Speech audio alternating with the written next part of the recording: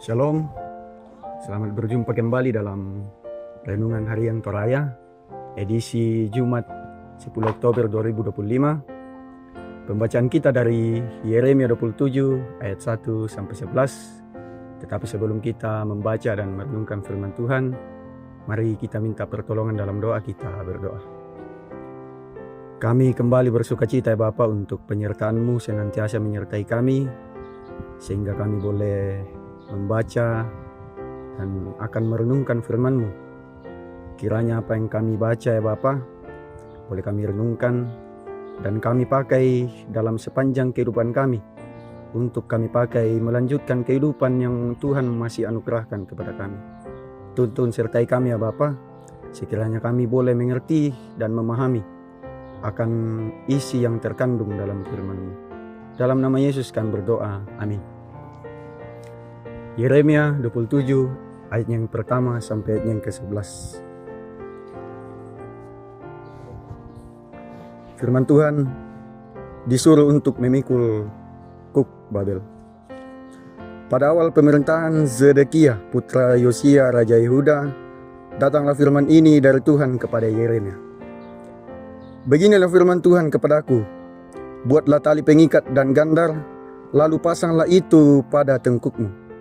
Kemudian kirimlah pesan kepada Raja Edom, Raja Moab, Raja Bani Amon, Raja Tirus, juga Raja Sidon, dengan perantaraan utusan-utusan yang telah datang ke Yerusalem menghadap Zedekiah, Raja Yehuda. Perintahkanlah mereka untuk mengatakan kepada tuan-tuan mereka firman Tuhan semesta alam, Allah Israel, beginilah harus kamu katakan kepada tuan-tuanmu. Akulah yang menjadikan bumi, manusia dan hewan yang ada di muka bumi dengan kekuatanku yang besar, dengan lenganku yang terentang, dan aku memberikannya kepada orang-orang yang benar di mataku. Sekarang aku menyerahkan semua negeri ini ke dalam tangan hambaku, Nebukadnezar, Raja Babel. Bintang liar pun telah kuserahkan supaya tunduk kepadanya. Segala bangsa akan takluk kepadanya dan kepada anak cucunya, sampai tiba saatnya negerinya sendiri juga ditaklukkan oleh banyak bangsa dan raja-raja besar.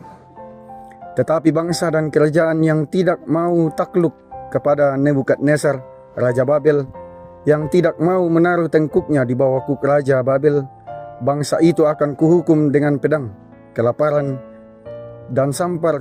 Demikianlah firman Tuhan, sampai mereka kulenyapkan dengan tangannya. Jadi, janganlah kamu mendengarkan para nabimu, penenung, pemimpin, peramal, dan tukang sihirmu yang berkata kepadamu, jangan mau takluk kepada Raja Babel.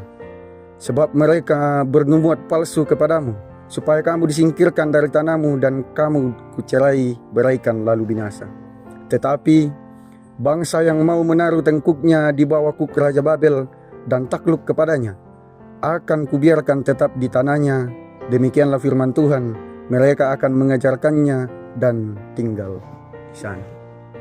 Sampai sedemikian jauhlah firman Tuhan, dan pembacaan kita terangkat dari tema tunduklah kepada Tuhan. Mengkaulah kami laku puang matua. Bapak Ibu saudara-saudara sekalian, bagaimana rasanya kalau musuh justru menjadi alat Tuhan untuk menghancurkan kehidupan kita? Lalu kenapa Tuhan memakai orang-orang itu untuk menghancurkan kita? Dan mengapa Tuhan menempatkan kita di posisi yang tidak berdaya? Allah memanggil Yeremia untuk menyampaikan berita kepada sang penindas agar mengakui kebesaran dan kekuasaan Tuhan pada ayat yang kelima yang telah kita baca. Perintah Tuhan ini ditujukan kepada raja-raja di sekeliling kerajaan Yehuda, yaitu Zedekiah serta para imam dan rakyat Yehuda. Bagi Yeremia, hanya Tuhanlah yang layak menjadi sumber pengharapan, karena Dialah pemilik segalanya. Yeremia diperintahkan oleh Tuhan untuk menyampaikan kepada raja-raja tetangga bahwa seluruh negeri telah diserahkan ke tangan Nebukadnezar, Raja Babel. Dan mereka harus takluk kepadanya agar tidak mati oleh pedang. kelaparan, dan penyakit.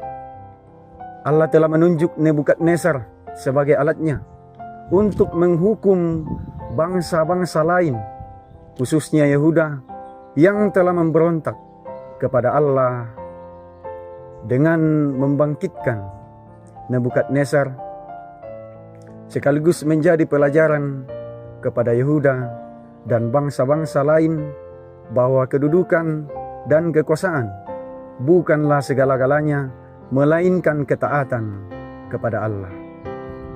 Keras hati dan mementingkan diri sendiri bisa jadi sering membuat kita melupakan sumber hidup yang sebenarnya. Peringatan demi peringatan mungkin sering kita abaikan, sehingga kita hancur berantakan.